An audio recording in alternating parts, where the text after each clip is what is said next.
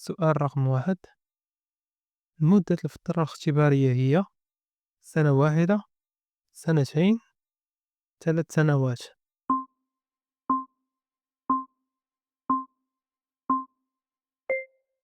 الجواب الصحيح هو رقم 2: سنتين.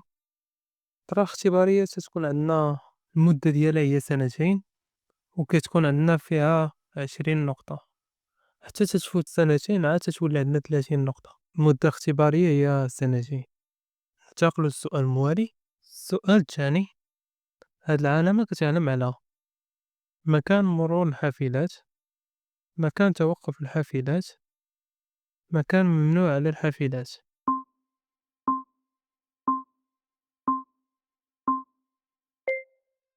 الجواب الصح هو رقم 2: مكان توقف الحافلات. ملي كنشوفو إشارة زرقاء ومربع ديال الإرشاد، هادي كتعني مكان التوقف ديال الحافلات. أما إلا كانت إشارة إجبار دائرية وفيها حافلة، هذا تيعني مسلك خاص بالحافلات. في هاد الحالة كنشوفو مربع يعني مكان مخصص لتوقف الحافلات. الجواب الصحيح هو رقم 2. ننتقل للسؤال الموالي. السؤال الثالث: ضروري نستعمل مؤشر تغيير الاتجاه واخا ما قدامي ولا ورايا حتى السيارة. نعم، لا.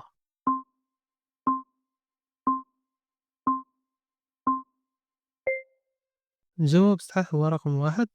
في هاد الحالة سولونا واش ضروري نستعملو مؤشر تغيير الاتجاه، والجواب هو نعم. واخا ما تكون ورانا ولا قدامنا تا سيارة، من الضروري علينا نستعملو مؤشر تغيير الاتجاه. وفي حالة إذا ما درناش مؤشر تغيير الاتجاه، هذه تعتبر مخالفة من الدرجة الثالثة وما فيها حتى نقطة. يعني الجواب الصحيح هو رقم 1: ضروري نستعملو مؤشر تغيير الاتجاه. ننتقل للسؤال الموالي. السؤال الرابع: في هاد الحالة واش خاصني نقص من السرعة؟ نعم، لا.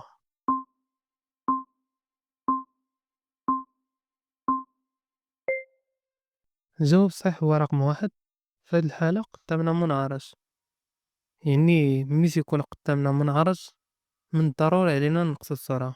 هذه قاعدة وكتحط في الامتحان، يعني فيما نشوفو منعرج هذا من الضروري علينا نقصو من السرعة. يعني الجواب الصحيح هو رقم 1. ننتقل للسؤال الموالي. السؤال الخامس كيقول: أضواء الطريق كتضوي على مسافة ما كتقلش على 60 متر، 80 متر، 100 متر.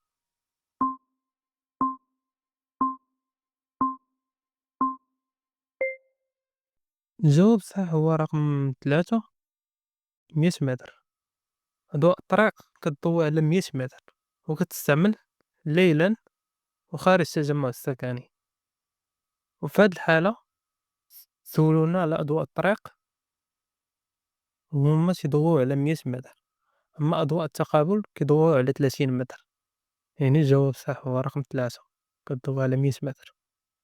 السؤال السادس: في طريق سيار كنسوق ب110 كيلومتر في الساعة، واش محترم السرعة القصوى؟ نعم، لا.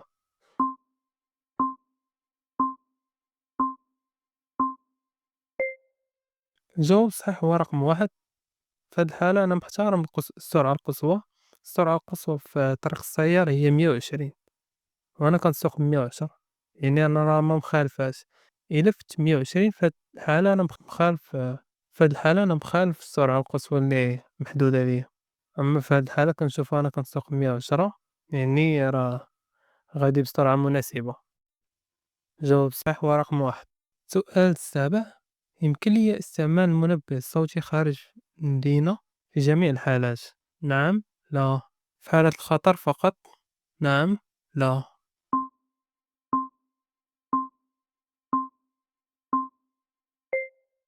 الجواب الصحيح هو رقم 2 3. ما يمكنش لنا نستعملو المنبه الصوتي في جميع الحالات. كنستعملوه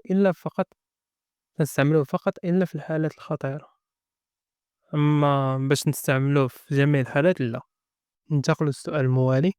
السؤال الثامن: كاينين بعض الأدوية اللي ممنوع الشرب ديالها قبل السياقة. نعم، لا.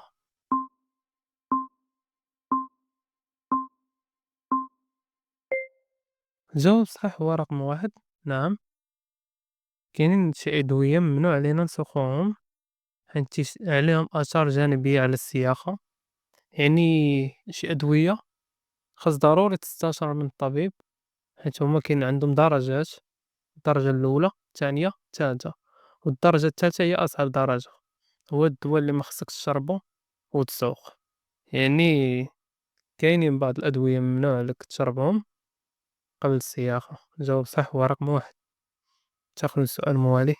السؤال التاسع: هاد العلامة كتمنع التجاوز، نعم، لا، توقف، نعم، لا.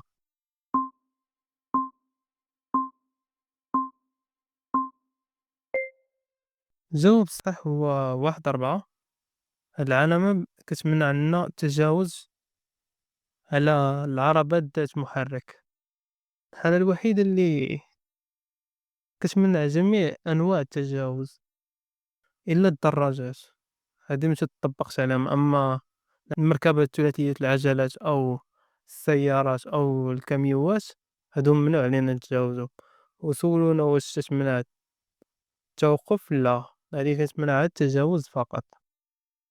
ننتقل للسؤال الأخير: هاد العلامة هي علامة مؤقتة دائمة.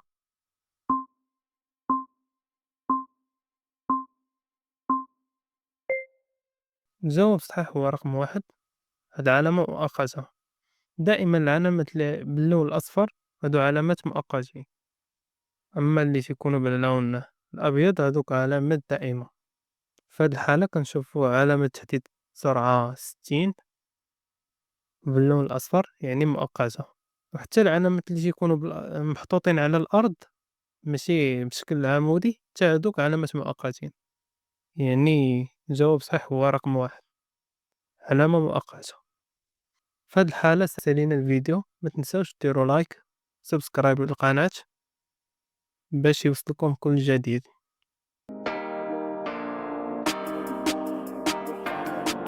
Feel like I'm all alone and I need to do it on my own. I just wanna be known, I just wanna be home. Feel like I'm all alone and I need to do it on my own, yeah.